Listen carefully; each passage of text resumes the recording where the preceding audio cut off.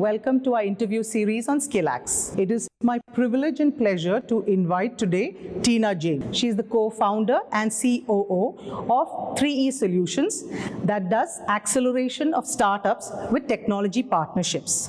She's also the Joint Secretary of GTEC, group of technology companies, which is a pan-Kerala industry body. She also is the president of EWIT. Tina is also a mentor for startups, and she has been doing many speaking assignments on different events. So she's the ideal person to have today to answer a few of our queries, which will help you in your job search and in your careers. Welcome, Tina, to skillActz. Nice to be here. So Tina, please tell me, what are the major challenges, according to you, that new hires face when they join an organization? I think when you come out of college and when you get into an organization, you're coming into an environment which has a lot of processes, a lot of people who have different ways of thinking. And you would be very conscious about what you say and what you do.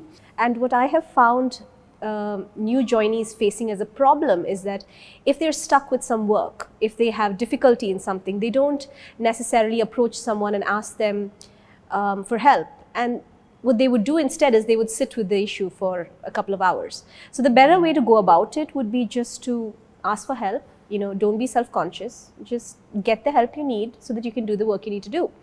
So that is definitely a challenge that most new hires face.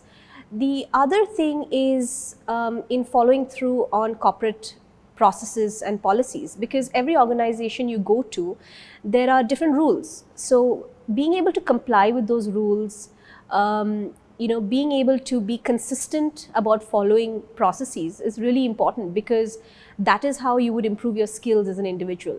And you need to remember that these are, processes that most companies have evolved over time, or it's based on certifications they've obtained. So following through on something that's been taught to you during your initiation or during your training is really, really important. So being consistent about that is a challenge most new hires face. We've been discussing the same with our students, and it's come across in so many of our videos. So it's nice to be getting it reiterated by a person who's working in a different organization.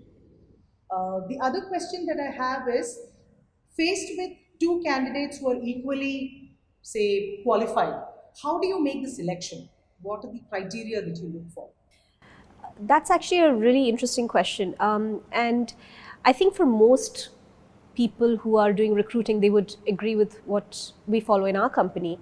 And there are two factors which really play in. If you have two candidates who are identical in terms of qualification, there are two major factors, right? That would be the decisive factors. The first is what we call people who have a learning mindset.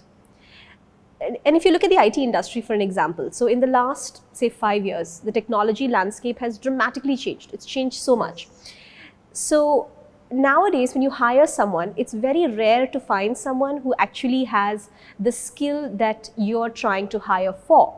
So therefore, it becomes very important that there is, a candidate who comes in for an interview is able to demonstrate awareness of emerging trends and is able to demonstrate a willingness to learn something new.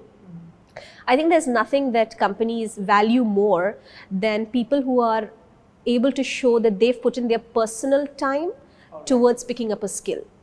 We find a lot of people who come to us and say, I didn't get an opportunity to do this in my last firm, so I'm looking to change my jobs.